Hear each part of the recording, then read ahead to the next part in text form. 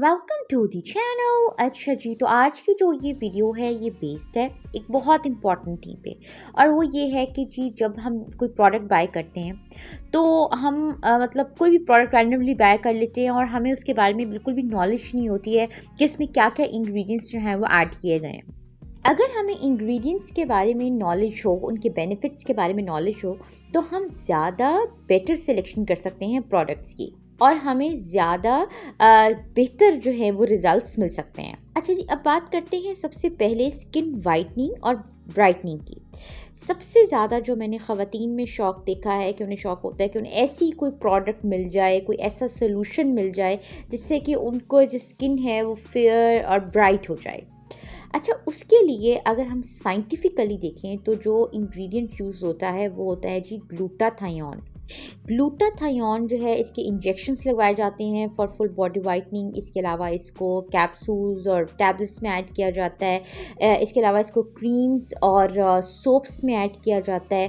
तो ये जो है ना, अगर इसको आप अपनी रूटीन में ऐड कर लेते हैं इस इंग्रेडिएंट को, तो इससे क्या होता है कि आपकी स्किन फेयर हो जाती है। अच्छा जी, अब इसमें जो बेस्ट मेथड है, वो इसका सेफेस्ट मेथड है, वो है जी क्रीम्स और सोप्स। अच्छा, डिफरेंट सोप्स जो हैं वो मैं शेयर करती रही हूँ जिनमें कि ग्लूटाथायोन जो है वो ऐड किया गया है। और अगर मैं अपना पर्सनल एक्सपीरियंस शेयर करूँ तो मेरे ख़्याल में ये जो ग्लूटाथायोन बेस्ड प्रोडक्ट्स हैं ये वाकई में स्किन वाइटनिंग एंड ब्राइटनिंग के लिए वाकई में इफ़ेक्टिव होती हैं। चाहे आप इनके सोप्स देख लें। एक्चुअली सोप्स जो हैं ये मेडिकेटेड सोप्स होते हैं जिनमें ग्लूटाथायोन ऐड किया गया होता है और या भी फार्मेसी से बाय कर सकते हैं जी। और अगर ग्लूटाथायोन के साथ साथ विटामिन सी ऐड किया जाए तो आपके जो रिजल्ट्स हैं वो डबल हो जाते हैं। और इस तरह के जो मैं सोप्स हैं वो शेयर करती रही हूँ जिनमें ये दोनों इंग्रेडिएंट्स जो है वो ऐड किए गए हैं। और ये होता है कि इससे क्या होता है कि आपकी जो है ना स्किन वो फेयर हो जाती है, ब्राइट हो जाती है। और अगर कोई डलनेस है तो ख़त्म हो जाती है और मतलब स्किन वाइटनिंग एंड ब्राइटनिंग के लिए वाक़ई में इफ़ेक्टिव है। इसमें ये है कि अगर आप चाहें तो साथ विटामिन सी के कुछ सप्लीमेंट भी यूज़ कर सकते हैं। विटामिन सी अगर आप अपनी रूटीन में सिर्फ एक विटामिन सी का सप्लीमेंट ही ऐड कर लेते हैं ना, तो वो आपको फुल बॉडी वाइटनिंग देने के लिए काफ़ी होगा। जैसे मैंने एक सप्लीमेंट शेयर किया था अपने इस चैनल पे जो स्किन वाइटनिंग एंड ब्राइटनिंग के लिए था। तो मैं खुद भी उसको रूटीन में यूज़ करती हूँ और मुझे ऐसे लगता है कि इसके जो रिजल्ट्स हैं वो बहुत अच्छे हैं। और मैं तो मतलब मेरी बिल्कुल ये रूटीन में एडेड है और मैं इसे कई महीनों से इसे यूज़ कर रही हूँ और मुझे इसके रिजल्ट्स बहुत अच्छे लग रहे हैं। आप ये वाला यूज़ कर सकते हैं या इसके अलावा कोई और आप विटामिन सी सप्लीमेंट यूज़ कर सकते हैं जो कि आपके लिए सूटेबल हो। लेकिन होता क्या है कि विटामिन सी अगर आपकी रूटीन में एडेड है तो आपके जो 80% स्किन के जो इश्यूज़ हैं वो रिज़ॉल्व हो जाती हैं और आपकी स्किन फ्रेश, फेयर और ब्यूटीफुल नज़र आती है। उसके बाद जो अगला इंग्रेडिएंट है वो है जी रेटिनॉल। रेटिनॉल जो है ये यूज़ किया जाता है फॉर एंटी एजिंग पर्पस। अगर आप देखें तो एक जो नेचुरल प्रोसेस ऑफ एजिंग है और इसके अलावा क्या होता है कि डिफरेंट जो इन्वायरमेंटल फैक्टर्स हैं उनकी वजह से क्या होता है कि आपके फेस पे फाइन लाइंस बनने लग जाती हैं। तो ये जो रेटिनॉल है ना, ये एक बेस्ट इंग्रेडिएंट है फॉर एंटी एजिंग। यानी अगर आपके फेस पे कोई फाइन लाइंस हैं या कोई रिंकल्स हैं, तो ये उनको बहुत अच्छे से जो है ट्रीट करता है और ये होता है कि आपकी स्किन को सॉफ्ट, प्लम्प और सपल बनाता है। अपने इस चैनल पे मैंने शेयर किया था जी रेटिनॉल बेस्ड एक फेस वॉश, एक नाइट क्रीम और इसके अलावा एक आई क्रीम। तो ये है कि अब मेरा अपना अगर मैं पर्सनल ओपिनियन शेयर करूँ तो मुझे लगता है कि रेटिनॉल जो है ये आपकी स्किन को ज़्यादा यानी स्किन पे यूथफुल ग्लो देने के लिए बहुत ही इफ़ेक्टिव है। अच्छा जी, एक जो हमारी आजकल की रूटीन है इसमें क्या होता है कि हम बहुत मोबाइल यूज़ कर रहे होते हैं, लैपटॉप, टीवी। उससे क्या होता है कि जो हमारा आई एरिया है इस पे ज़्यादा एजिंग इफ़ेक्ट्स आने लग जाते हैं। तो उसके लिए अगर आप रेटिनॉल बेस्ड एक आई क्रीम यूज़ करते हैं तो उससे क्या होता है कि काफ़ी हद तक आपके ये वाले इश्यूज़ रिज़ॉल्व हो जाते हैं। तो अब होता क्या है कि जिस तरह की हमारी रूटीन है इसमें क्या होता है कि हम मोबाइल यूज़ कर रहे होते हैं, लैपटॉप यूज़ कर रहे होते हैं, टीवी देख रहे होते हैं। उससे क्या होता है कि जो हमारा आई एरिया होता है ये बहुत सेंसिटिव होता है और इस पे प्रीमैच्योर साइन्स ऑफ एजिंग जो है वो अपीयर होने लग जाते हैं। अच्छा, उसके लिए अगर आप retinol based eye cream use करते हैं तो काफ़ी हद तक आपके जो ये प्रीमेच्योर साइंस ऑफ एजिंग के इश्यूज़ हैं वो रिज़ॉल्व हो जाएँगे। एक आई क्रीम मैंने शेयर की थी अपने चैनल पे जो कि रेटिनॉल बेस्ड आई क्रीम थी, एक lifting and brightening eye cream थी। और ये है कि अगर मैं अपनी पर्सनल एक्सपीरियंस के एस्पेक्ट से बात करूँ तो रेटिनॉल बेस्ड अगर आप प्रोडक्ट यूज़ करते हैं तो ये आपकी स्किन को यूथफुल ग्लो देती है। उसके बाद जो अगला इंग्रेडिएंट है वो है जी विटामिन ई। विटामिन ई जो है ये भी एंटी एजिंग पर्पस के लिए बहुत इफ़ेक्टिव है। विटामिन ई बेस्ड कोई प्रोडक्ट अगर बाय कर ली जाए तो आपने देखा होगा अक्सर जो ब्यूटी प्रोडक्ट्स हैं उनमें विटामिन अगर आप उसके इंग्रेडिएंट्स स्टडी करें तो आप देखेंगे उसमें विटामिन ई उन्होंने ज़रूर लिखा हुआ होता है। विटामिन ई जो है ये स्किन के लिए एक बेहतरीन टॉनिक का रोल अदा करता है। और ये है कि इससे क्या होता है कि एक तो आपकी स्किन पे कोई भी अगर साइंस ऑफ एजिंग है, को फाइन लाइंस हैं या रिंकल्स हैं तो उनको ये ट्रीट करता है। और इसके अलावा सेकेंडली ये है कि अगर आपके कम्प्लेक्शन को फ्रेश और फेयर बनाता है, आपकी स्किन को नरिश करता है, आपकी स्किन को मॉइस्चराइज करता है। और विटामिन ई जो है मुझे लगता है कि ये स्किन के लिए एक बेहतरीन इंग्रेडिएंट है। इसका एक सिंपल सा मेथड ये भी है कि आप अगर विटामिन ई की क्या प्रोडक्ट नहीं भी यूज़ कर रहे तो आप ये है कि आप सिर्फ जो ये फार्मेसी से विटामिन ई की कैप्सूल्स मिलती हैं इनको अगर जो है इनको जब कट करके इनमें से लिक्विड एक्सट्रैक्ट करके तो आप इसको अपने अगर अप्लाई करते हैं स्किन पे तो ये होता है कि आपको जो है बहुत इंस्टेंटली आपको रिजल्ट्स जो हैं वो नज़र आने लग जाते हैं। मैं अपनी आने वाली जो वीडियोस हैं उनमें शेयर करूंगी कि आप जो ये विटामिन ई कैप्सूल्स हैं इनको किस किस तरीके से यूज़ कर सकते हैं बेहतरीन रिजल्ट्स हासिल करने के लिए। बाकी ओवरऑल अगर मैं अपने एक्सपीरियंस के एस्पेक्ट से बात करूँ तो ये है कि विटामिन ई जो है ये एक बेहतरीन एक इंग्रेडिएंट है फॉर स्किन, चाहे आप इसे कैप्सूल की फॉर्म में यूज़ कर रहे हैं या चाहे आप इसे कोई या vitamin E based product use कर रहे हैं। उसके बाद जो अगला इंग्रेडिएंट है वो है जी नायसिनामाइड। नायसिनामाइड जो है ये एक बहुत यानी बेहतरीन इंग्रेडिएंट है। ख़ास ये उन ख़वातीन के लिए ख़ास तौर पे एक बहुत ही इफ़ेक्टिव इंग्रेडिएंट है जिनके फेस पे लार्ज पोर्स का इशू हो। अच्छा, जब पोर्स आप एनलार्ज्ड पोर्स जो होते हैं उनकी वजह से क्या होता है कि आपकी जो स्किन है वो टेक्सचर्ड लगती है, ठीक है?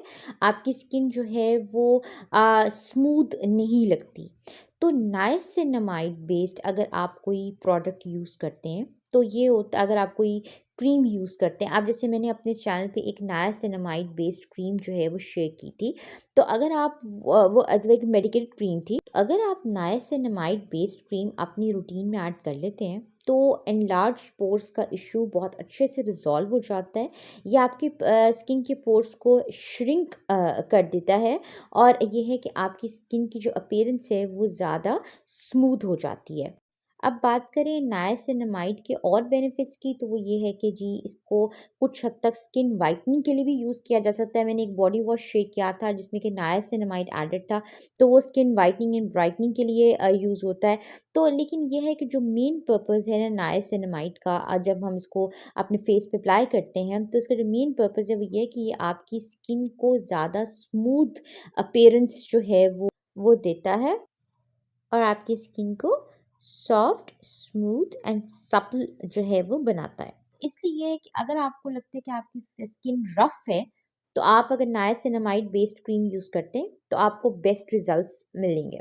जी, उसके बाद जो नेक्स्ट इंग्रेडिएंट है, वो है जी बायोटिन। बायोटिन जो है ये एक बेहतरीन इंग्रेडिएंट है स्किन के लिए और बालों के लिए।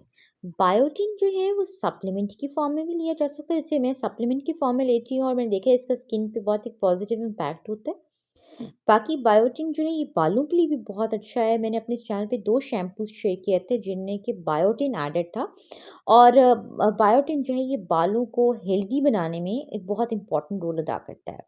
और बाकी स्किन के एस्पेक्ट्स देखें तो स्किन के लिए भी ये एक अच्छा इंग्रेडिएंट है। उसके बाद जो नेक्स्ट इंग्रेडिएंट आता है जो कि सबसे इम्पोर्टेंट इंग्रेडिएंट है वो है जी कोलेजन। कोलेजन जो है ये हमारी बॉडी में नेचुरली प्रेजेंट होता है, लेकिन वक्त गुजरने के साथ साथ जब हम नेचुरल प्रोसेस ऑफ एजिंग की बात करते हैं तो क्या होता है कि हमारी बॉडी में कोलेजन जो है वो कम होने लग जाता है। उससे क्या होता है कि हमारी स्किन पे फाइन लाइंस बनने लग जाती हैं, हमारी स्किन पे रिंकल्स बनने लग जाते हैं और हमारी स्किन जो है वो सॉफ्ट, स्मूथ एंड सपल नहीं रहती। तो उसके लिए क्या है कि कोलेजन सप्लीमेंट्स जो हैं वो यूज़ किए जा सकते हैं। तो उससे ये है कि हमारी स्किन जो है वो सॉफ्ट, स्मूथ एंड सपल हो जाती है। मैंने अपनी इस चैनल पे शेयर किया था एक शैम्पू जिसमें कि बायोटिन और कोलेजन एडेड था और वो एक हेयर थिकनिंग शैम्पू था।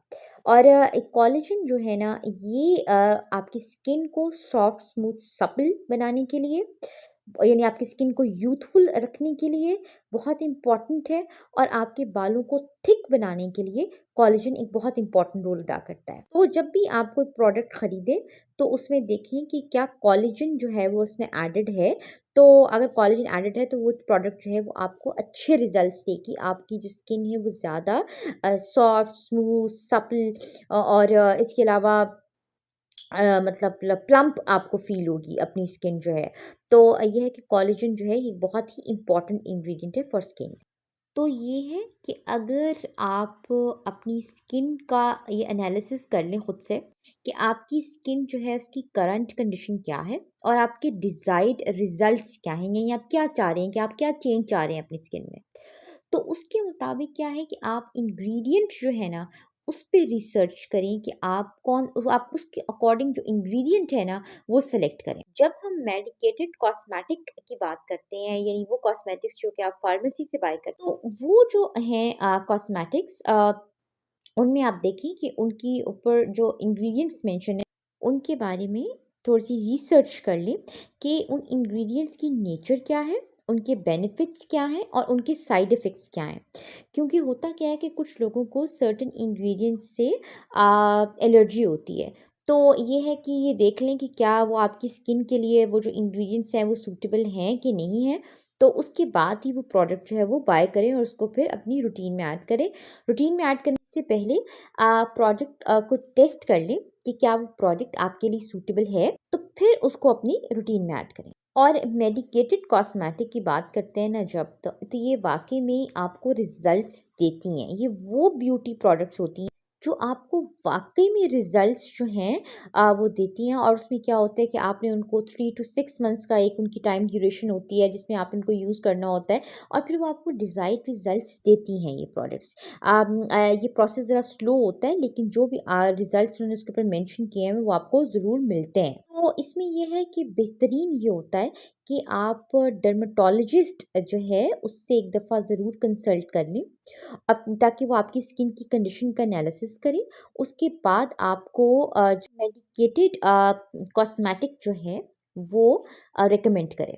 बाकी ये है कि जो इस वीडियो में मैंने शेयर किए हैं इंग्रेडिएंट्स, ये सारे मैंने खुद मतलब यूज़ किए हैं और अब मुझे इनके रिज़ल्ट्स बेहतरीन लगे हैं, तो मैंने इनको फिर इसलिए यहाँ पे अपनी इस वीडियो में शेयर किया है। तो thanks for watching. Do remember to subscribe the channel and do share your comments as well.